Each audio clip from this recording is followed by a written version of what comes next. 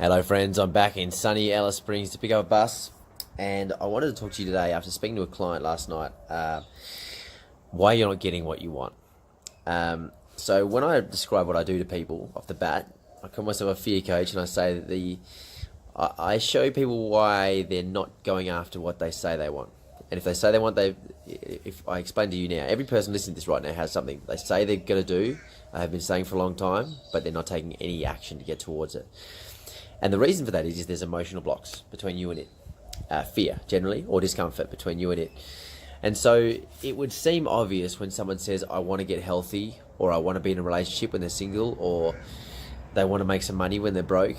It would seem like that's the case. But I know straight away, if someone says they want it, but they don't have it, there's a bigger part of them, and they may want it. A big part of them might want, obviously, money. Who doesn't want a bit more money, or better health, whatever? But a bigger part of them does not want it. And I just want to do this video for everyone back home has this somewhere in their life right now. That as much as you say you want something, you're actively self-sabotaging or taking action for the other way. And as I say in all my videos, one is to take responsibility. That's to say that if you check into yourself, you'll say that even though I say I want it, if you listen to the voice in the back of your head, if you say it out loud, the little voice will say something like, but I'm scared of it, or I might get hurt, or... Now this is based on past traumas. Trauma can be as big as like sexual abuse as a child. Trauma can be getting dumped, when you're 15. But there'll be some trauma. Normally under the age of 7, there'll be some trauma and beliefs created by it. So what I want to say to you, one, it's normal for that to happen. But you have to take responsibility first and say, there's a part of me that doesn't want, actively is fighting against me getting what I want, okay? And all you have to do is go into your brain and feel into it. The thing is, we actively pretend that part's there to hide it, because we're shameful. We're shameful that there's the childlike energy or childlike programs running that make us feel like we're an idiot for not going after what we want. We feel like we'll say, fuck, I'm lazy, or I'm undisciplined, or all this shit. We make up all these excuses, but the truth is there's emotion, and it's uncomfortable to go for what you want. If you think about what you want in your head, it'll feel uncomfortable.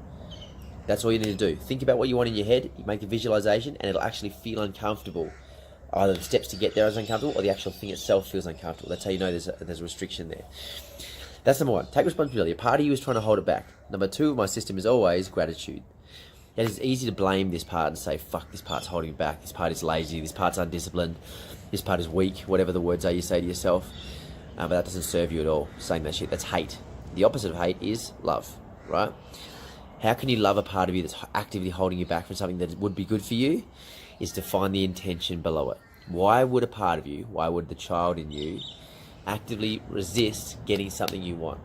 And that's all the question you have to ask, actually. You ask into it, ask into the emotion you feel when you try and go for what you want. It'll be some sort of anxiety or fear, sadness, anger, hurt, guilt. What are you trying to do for me? Now, it seems unusual to ask yourself questions, but in every single session I do it with people. You're doing it every day, in fact. It's just that you don't like the answers you're getting. You don't like the answers you're getting. But it's not the actions you're taking, it's the intention behind it. How are you trying to serve me? The action might not be good, but the intention is always good. Every part of your body operating in a program, the intention is always good.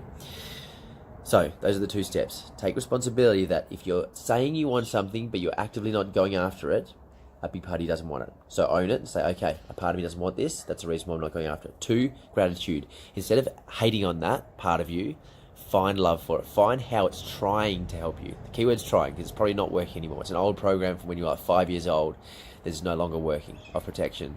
That now you're 25, 30, 45, whatever age, you're strong enough now, you're safe now, you can protect yourself now. That old program doesn't need to be there. So you need to ask into, well, how are you trying to help me? And if it's not working, just that communication, as weird as this sounds, starts to make change inside yourself. So just don't hate on it, love it for the intention. Thank you for trying to help me. You're not quite doing it right, but thank you for trying to help me. Those words change everything. Let me tell you the words one more time. Own the discomfort, own the fear. That is you saying, I'm scared, I'm uncomfortable, that's why I'm not going after it. That's the truth. Number two, and thank you for making me uncomfortable. All right, my friends, hopefully that helps you. Enjoy it. Keep it real. Bye.